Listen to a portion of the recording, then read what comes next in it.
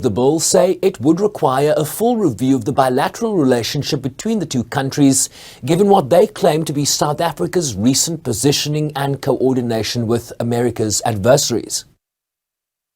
The proposed legislation that could be called the US-South Africa Bilateral Relations Review Act cites numerous allegations to make its case that the government's publicly stated non-aligned stance is inconsistent with its foreign policy actions, directly favoring US adversaries China, Russia, Hamas and Iran.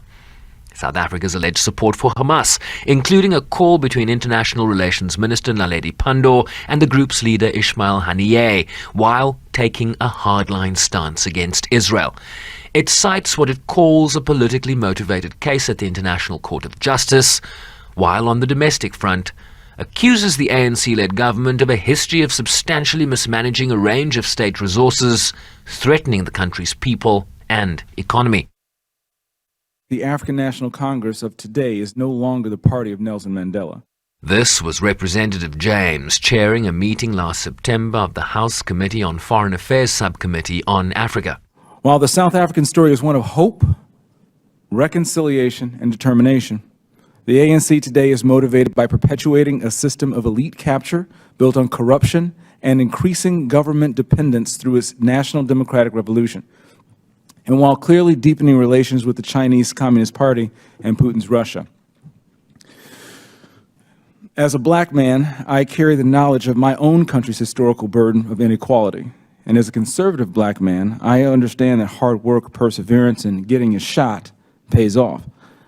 That is clearly not the case in South Africa's ruling party, where nearly 30 years into ANC rule, the South African people are more dependent than ever on a state that fails to consistently provide even the most basic services and provides bad policy. Please have a seat. If enacted, the bill would give the executive 30 days to release an unclassified determination explicitly stating whether South Africa has engaged in activities that undermine the U.S. national security and foreign policy interests, and an accompanying report to congressional committees providing the justification for such a determination. The United States is South Africa's second largest trading partner, and 21% of South Africa's exports to the U.S. enjoy non-reciprocal duty-free trade status. I've said before, and I will say again, South Africa has a choice in what partners to prioritize, but so too does the United States.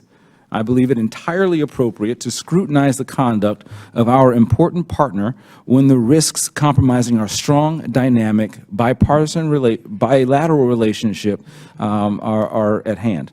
In closing, it's my belief that South Africa is currently at an inflection point, and I view the next several months as critical in demonstrating whether it will put our important partnership back on track.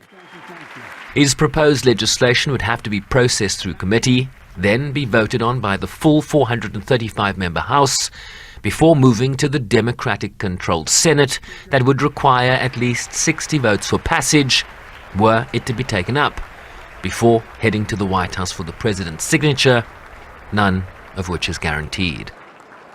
Reacting to the proposal, the Department of International Relations cited warm, cordial and strong relations with the United States, which were mutually beneficial.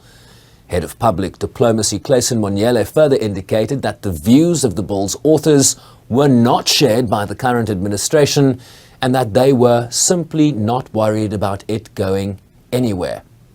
Shervin Bryceby's SABC News, New York.